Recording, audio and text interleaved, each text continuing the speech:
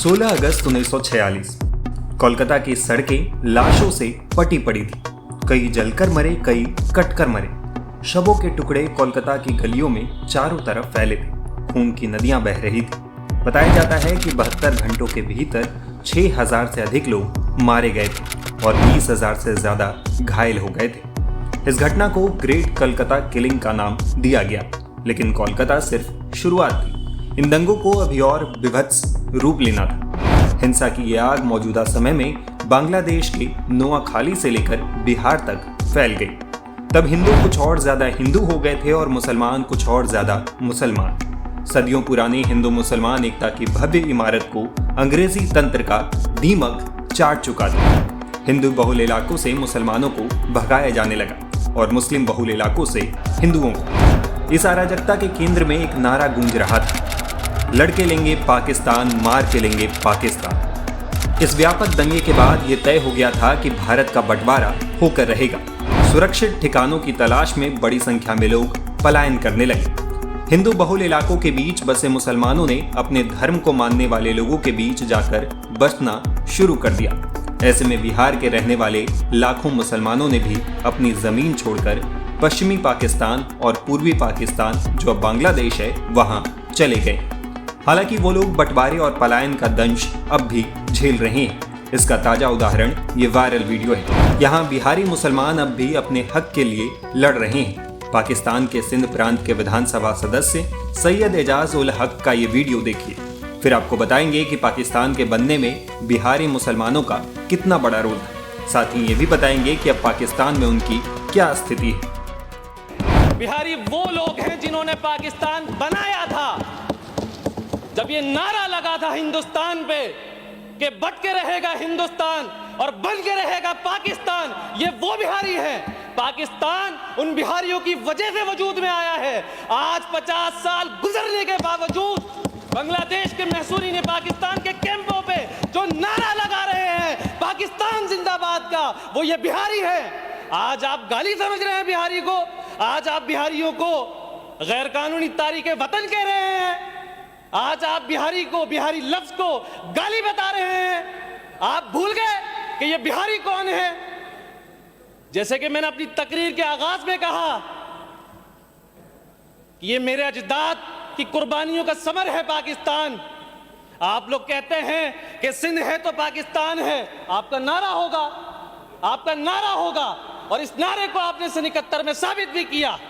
लेकिन हम ये कहते हैं कि हम पाकिस्तानी हैं। भाई हम पे कोई एहसान ना करे कि सिंध में पहुंचे तो हमें वेलकम किया गया, किसी की जागीर नहीं थी। हम अपने हिस्से का पाकिस्तान अपने साथ लाए थे, गज के लाए थे, मर के लाए थे, बिक के लाए थे। आज तुम्हारे पास जितना है इतना हम छोड़ के लाए थे, हमें यह फख्र है।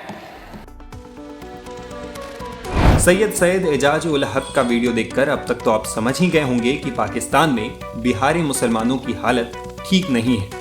हालांकि इन्हीं बिहारी मुसलमानों ने बंटवारे के लिए खूब मशक्कत की थी। मीडिया रिपोर्ट्स के मुताबिक जब भारत विभाजन का प्रस्ताव आया था तो उस प्रपोजल पर वोट करने वाले यूपी और बिहार के पठानों की तादाद सबसे ज्यादा थी। बंटवारे के वक्त भी यही पठान पश्चिमी पाकिस्तान और पूर्वी पाकिस्तान गए। कहा जाता है कि बंटवारे के वक्त भारत छोड़कर पाकिस्तान गए पठान काफी संपन्न थे और पाकिस्तान जाकर वो अचानक प्रवासी हो गए। पेशान की संकट से गुजरने लगे ये टीस आज तक उनके औलादों को सालती रहती है। बंटवारे के वक्त साल 1947 में भारत से पश्चिमी पाकिस्तान और पूर्वी पाकिस्तान गए सभी उर्दू या हिंदी भाषी लोगों को बिहारी कहकर संबोधित किया गया, जो आगे चलकर एक तंज में तब्दील हो गया। बांग्लादेश बनने के बाद जो लोग वहां से पाकिस्तान गए उन्हें भी बिहारी कहकर संबोधित किया गया। भारत से अलग होने का फैसला करने वाले बिहारी मुसलमान पाकिस्तान और बांग्लादेश में भी हाशिए पर ही हैं। ऐसे में माना जा सकता है कि इन बिहारी मुसलमानों को देश को विभाजित करवाने की सजा मिल रही है। वहीं बिहारी मुसलमानों के पलायन के पीछे साल 1946 में हुए दंगे को भी वजह माना जाता है। दरअसल उत्तरी भारत में 1930 और 40 के दशक से हिंदू और मुसलमानों के बीच धार्मिक आधार पर टकराव बढ़ने लगे थे और साल 1946 में तो गृह युद्ध जैसी स्थिति बन गई थी। तब पाकिस्तान बनाने को उतावले मुस्लिम लीग के नेता मोहम्मद अली जिन्ना पागलपन की हद तक पहुंच गए थे। 15 अगस्त 1946 को उन्होंने हिंदुओं के खिलाफ डायरेक्ट एक्शन यानी सीधी कार्रवाई का फरमान जारी कर दिया। हिंदू महासभा भी निग्रह मोर्चा बनाकर प्रतिरोध की तैयारी में जुट गई। गृह युद्ध की सारी परिस्थितियां सामने थी। जिन्ना के डायरेक्ट एक्शन डे से हिंसा का दौर शुरू हो गया। ग्रेट कलकत्ता किलिंग हुई। बंगाल के तत्कालीन मुख्यमंत्री शहीद सोहरावर्दी पर भी दंगे भड़काने के आरोप लगे थे।